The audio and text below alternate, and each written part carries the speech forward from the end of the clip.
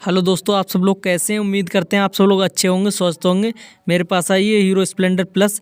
इसमें प्रॉब्लम क्या आ रही है हम आप लोगों को दिखाते हैं। देख पा रहे हैं आप लोग, मडगार्ड इसका बिल्कुल टूट गया है। बाइक चलते हुए बहुत ज़्यादा आवाज़ कर रहा है।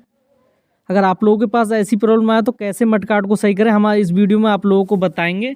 चलिए हम आप लोगों को दिखाते हैं। देखिए, हमने एक हारन वाली पत्ती ले ली है। देख पा रहे हैं आप लोग, हमने पत्ती को थोड़ा मोड़ दिया है। पत्ती को इस हिसाब से मोड़ें ताकि हमारा नीचे आ जाए दोनों सुराग में। देखिए, आप लोग देख पा रहे हैं। हम टाइट कर लेते हैं, फिर आप लोगों को दिखाते हैं कैसे हमने टाइट करी है पत्ती। देखिए, हमने पत्ती टाइट कर ली। देख पा रहे हैं आप लोग, मडगार्ड हमारा बिल्कुल नहीं हिल रहा है। अब देखिए, हम दिखा देते हैं सही तरीके से हमने कैसे लगाई है। देखिए, देख पा रहे हैं आप लोग। इसी तरीके से आप लोग भी चाहें तो लगा सकते हैं। देखिए, मैंने पत्ती लगा दी इसमें। मडगार्ड हमारा बिल्कुल ओके हो गया है।